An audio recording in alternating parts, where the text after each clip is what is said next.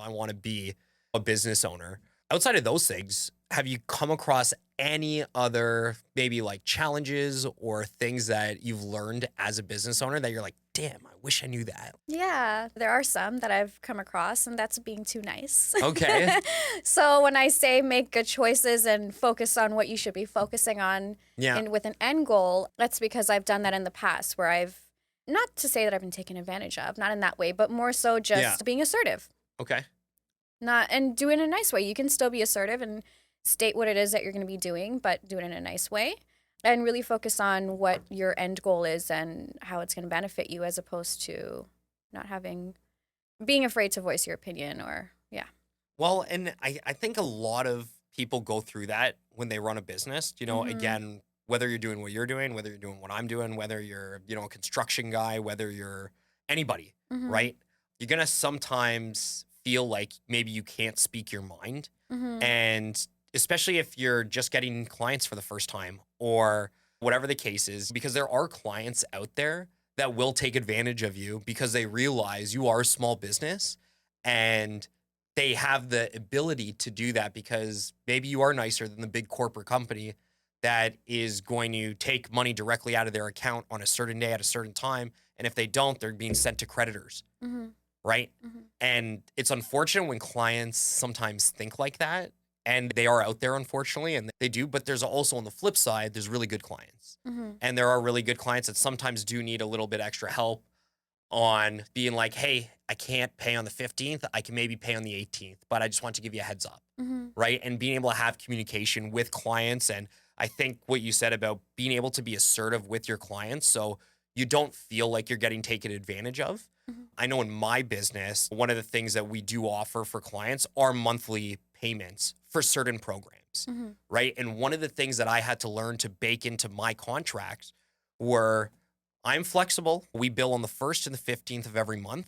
But if your payments are constantly late and you're not communicating that to us or whatever the case is, first round, we implement a late fee charge. Mhm. Second time it happens, we try to get a hold of you. And third time it happens, we cancel your program altogether. Mhm. Right. Mhm. And it wasn't until I went through so many situations where they were all ultimately the same, Mhm. where clients were just pretty much, once they figured out how it worked, they thought they could take advantage. They thought we needed them more than they needed us. Mm. And I think exactly like you said, not being taken advantage of by your clients and learning that, yeah, you know what, would that money help if they were still a client? But what ends up ultimately happening is they'll do it again and they'll do it again and they'll do it again. Mhm. And it all ultimately will cost you not only more money and time chasing these guys around, but you should be looking for the right kinds of clients, Mhm. right? The right kinds of people that are out there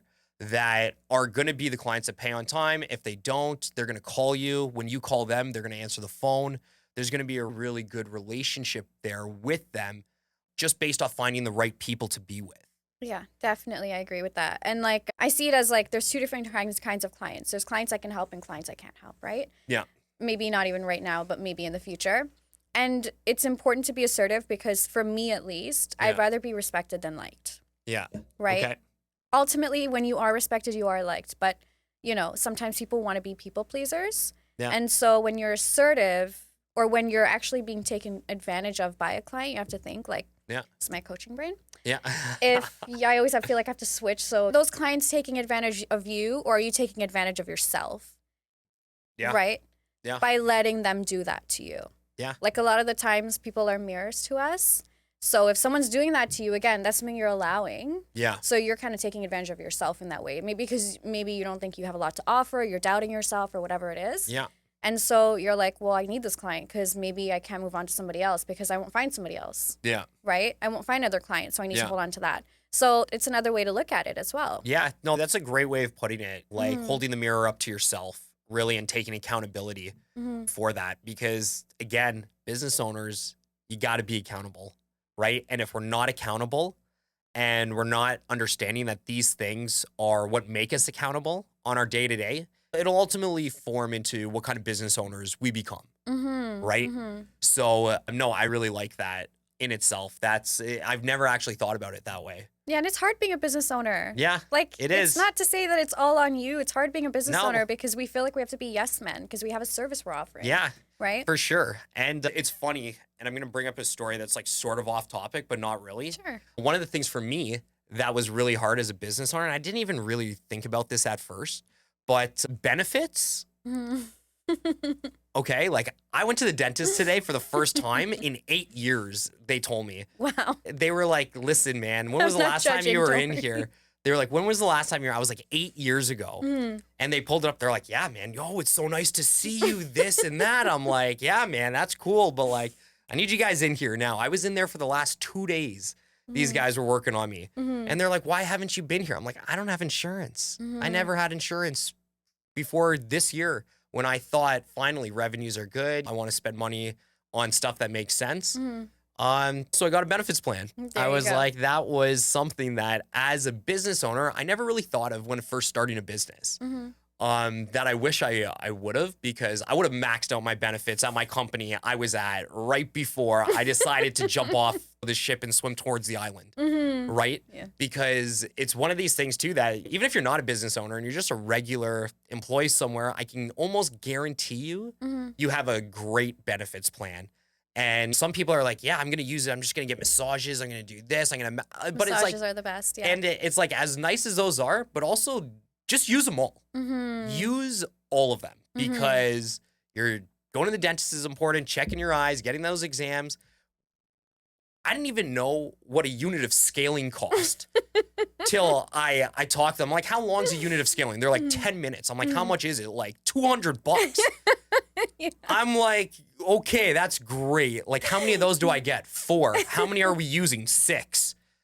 Let me just sell my soul to you so you Yeah. can clean my teeth. It was crazy. And Yeah. like, so then I looked into benefits plan. Luckily, I was talking to some other business owners and they were telling me Chamber of Commerce, actually, they're for group benefits for business owners. They collect all bunch of different plans in the area and sort of give you the best rate, hopefully, right? So whatever, I jumped on a plan with them. Still not like the top end stuff, but I was enough to finally get my butt back in the dentist chair. And surprisingly, when the dentist finally looked at me, he was like, dude, your luck's going to run out. I'm going to tell you that. I'm like, what are you talking about? He's like, you got no cavities. You got no fillings you need done. Like, you're lucky. I'm like, thanks, man. 8 years. 8 years going strong. I'm like, I promise I won't do it again. Well, I asked you your death row meal. You didn't even put dessert on there, so I feel like you're safe. Yeah, well, that's it. I do like sweets, but like, there's time and place for me. Normally after the keg, I like that. The Billy Miner Miner pie. Do you know he was the first thief on first train robber or something like that? No, Yeah, that's him. that's how he came to be. That's how the cake came to be. Yeah. Nice, I believe that's- he's the first train robber or something like that in like the 40s, 1940s. Nice, something like cool. that. I wonder how that actually ties in with the keg. Like, why did they choose that That's guy? true. I didn't look that far. Yeah, that's okay. I just got the cake. nice. after. Yeah. So yeah, if my tidbit to a new business owner would definitely be, get benefits Okay. when you can. Right? It's not something you think about right away, but down the line, looking after, we're talking about all these things, right? Routine, mindset, health, right? Being in the right mind frame every day to do what you're doing. If you're waking up one day and you all of a sudden need a root canal and you got no insurance or you got no nothing, like you're looking at a hefty bill, or just like you can't talk or your teeth are going to start falling out or something, right? So I think for new business owners, there's a lot to do. There's a lot to, and I don't know, as a broker or coach, now, did you have to ever incorporate as a business separately, or does that come with your license? How does that sort of work? So brokers, we can choose to incorporate like on our own. It doesn't. It's Yeah. not something that's mandatory, and usually people will because it's just easier on taxes, Okay. right? But yeah, it's obviously on the coaching side, it's optional as well. Do you guys? Are you guys? I'm assuming incorporated as well. Yeah. So we went through it. When I first started, though, I just took the easy route, just went into the sole proprietor bucket. And obviously, when you're starting a business, you don't really know, right? Like what's going to happen. And I would say that in itself, again, is going to be determined. People are going to tell you, this is the right thing to do. You should do it right off the bat. You should do this right off the bat. You should do that. Everybody's situation is going to be immensely different, right? And you may want to buy a house. So if you incorporate, you're starting from zero, right? And you can't count your contracts as income and one number of things, right? And some people are like, you could better shelter your taxes if you incorporate versus doing this. But for me, in my situation, it was like, I want to start a business. I don't want to get caught up in all of this stuff that is, I don't know. I wish I spent a little bit more time as well, really understanding that. Obviously, like it was stuff that like I had already known and studied in school and gone through. And like you have sole proprietor, you have partnerships, you have incorporations. Like, okay, great. Now that it's clinch time and it's like, okay, well, we got to decide what we're doing. I think I did sort of take the easy route. But eventually, once the revenue started getting up there and I was like, okay, well, I have a like $30,000 tax bill this year. Like, how do I save myself from that next year to a certain degree?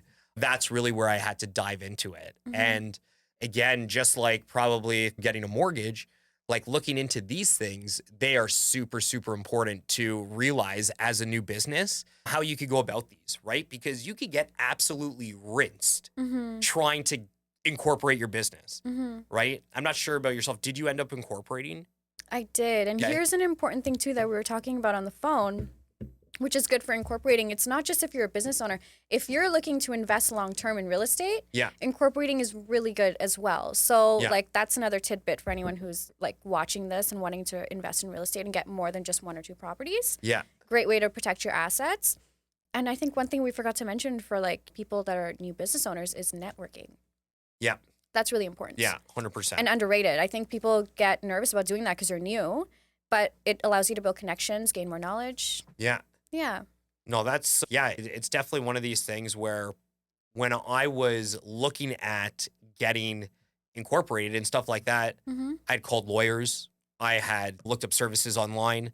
I was like getting prices from $3,000 to $5,000 to incorporate. I was getting prices from like a couple $100. I was looking at some of these platforms that are out there where it's like owner.com. Like you just sign up willy-nilly, right? It's so easy to become a business owner. Just go to our website, sign up. Like, and again, it may be that easy for some people, right? And it may be easy just to like make these decisions really quickly. But when you don't understand exactly what's happening in your process, I think you sort of get lost. So I would definitely recommend to people that are either becoming business owners or are business owners and they're looking into it to really understand what some of that stuff means. Because when you start getting shares for your company, what kind of shares are you getting? Who's principal? Who's director? How are you really set up? Do you have holding companies? Do you not have holding companies? Do you have parent companies? Do you own your company or does a holding company own your company and you own the holding company? There are so many variations of what you can do. And it's really just going to boil down to what are you doing as a business? What do you need to do as a business owner? How is your money coming in? How do you protect it? How do you multiply your assets? How do you do a number of things? And if you don't know exactly sort of what we were talking about, which is how to have an end goal, then how can you tie all of that in, right? And another thing I would definitely say is planning. I have a mentor that talks about this, and it is always like fail to plan and plan to fail, right? Can't do one without the other. It's forwards and backwards. And really understanding that mentality is so important because if you plan and you plan to fail, well, great. But if you fail to plan, then you're done, right? You're never going to have any kind of roadmap. And I'd rather fail and learn from it and correct the behavior because there's always things that you can learn from failure. And I think that in life, and I think that in business, and I think that in really anything that we can do. Do you ever have a story, Charlene, that you remember maybe a time that you failed or you went through something that you're like, I'm going to change this and I'm going to be better from it or something like that? Yeah. I remember when I was fairly new, like I lost a pretty big deal. Okay. I lost a client and it was from not being assertive.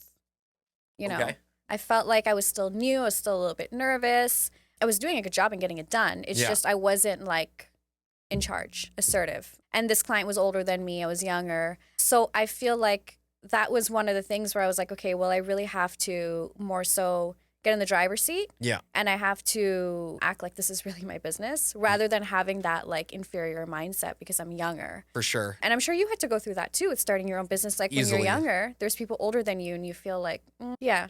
Yeah, there's a lot of that. And in my own business, yeah, I fail every day. I think I fail every day by one thing or the other. And going beyond that is just realizing, what did I do wrong? And what do I think I could have done better? And how do I go about it better tomorrow? Yeah. Essentially, right? It's just constantly learning to evolve.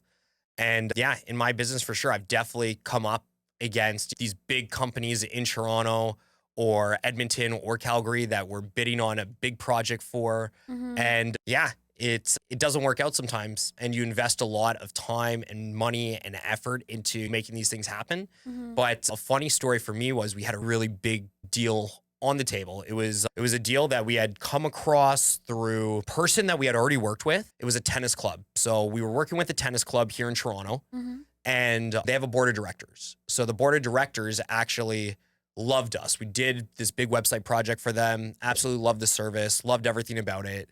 And then what ended up happening was one of the VPs on the board had a husband who owned a big firm in Toronto. It was like a search firm or something like that for jobs for IT companies. And this guy called us, obviously. Again, big company. When we looked them up, they had offices across Canada, highly recommended, dealing with the top dog. And it was really like, hey, we love what you guys did for this little tennis club. And we want you to do, a really good job for us. But again, wish list expectations were super high. So from my experience, I had put pretty big deals together before like that and know what goes into those jobs.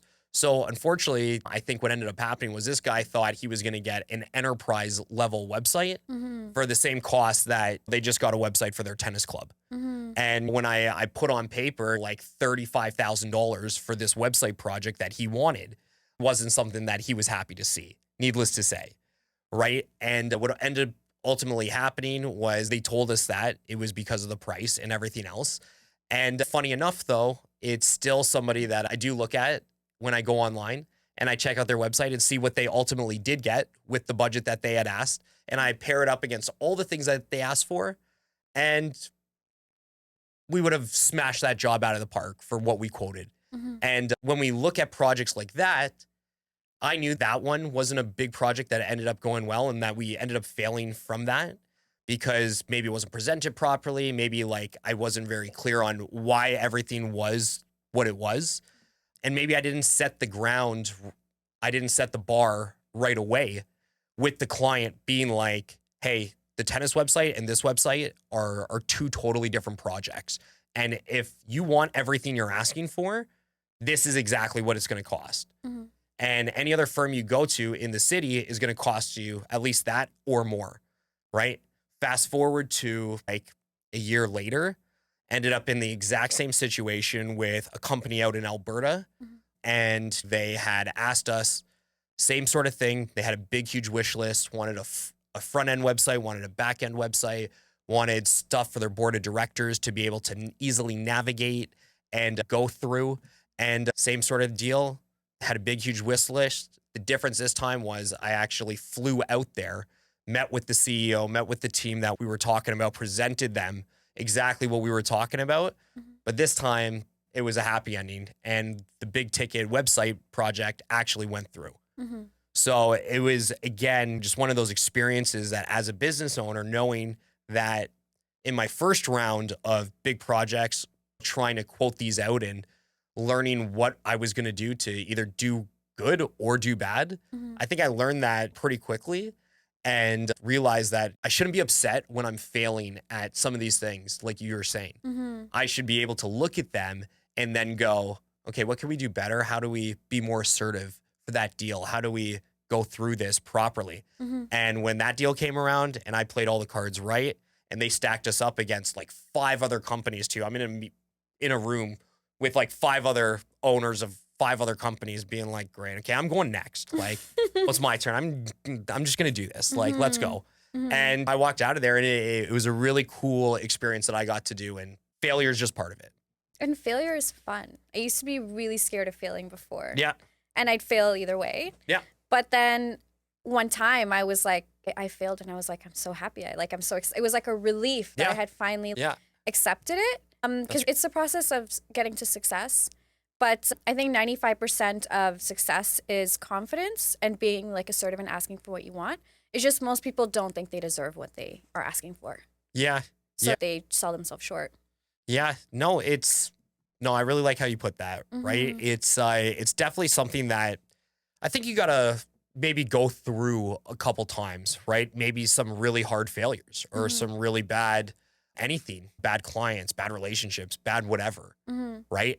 And when you realize exactly what it is that you need or looking for in your clients, for your business, exactly what was going to help get you to the next level, you just got to be able to go for it, right? And if it works out, great. And if it doesn't, it's not the end of the world, right? It's not personal. It's not personal. You can't take it like that, right? And especially when it comes to business and understanding that business is more than what meets the eye, right? You're more than a mortgage broker. You're more than a coach, right? I'm more than just like a guy who owns a website company or a marketing company, right? We have initiatives that go beyond our business. And like we were talking about at the start of this thing, it's not, how many people can we bring in to be our clients? It's how many people can we just help along the way, right? And I think as a last sort of tidbit from me, giving to new business people any kind of advice, it would be that exact thing, right? And don't go searching for the big ticket items.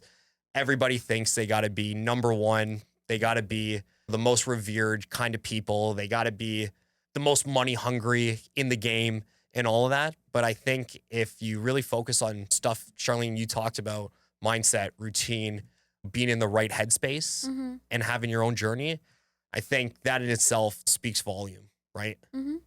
Absolutely. Yeah. How you do anything is how you do everything. So how you do business is how you do relationships, how you do friendships, how you do family. It's all the same.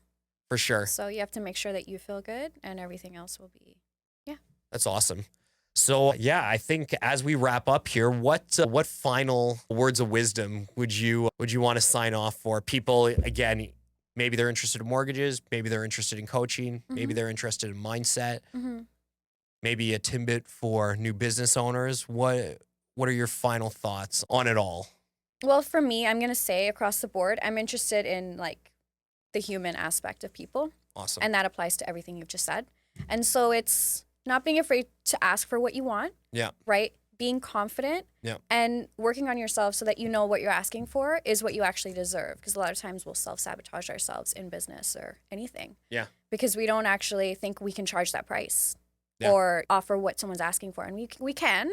Yeah. And a person who walks in who might be half as qualified as us because they have that confidence can get that deal that we should have gotten. Yeah. Or that we could have done well at. That's awesome. Okay, everybody. So thank you again for tuning in. That is Charlene Ward. If you guys got any questions, you could always reach out to her. Char, what's your handles? Where can people reach you and find you? Yeah, it's at Your Toronto Mortgage Broker is my Instagram, is the main place. And it might be actually changing since I probably shouldn't have told you that. But you'll be able to find me there for the next couple months, I'm sure. Okay, cool. So, yeah. And you got a YouTube channel. What's your YouTube channel? It's official Charlene Ward. Official Charlene Ward. Okay, guys, you heard it here first. So Charlene Ward, thank you very much for joining us on the Small Business Podcast. Hope to have you back again. And it's us signing off.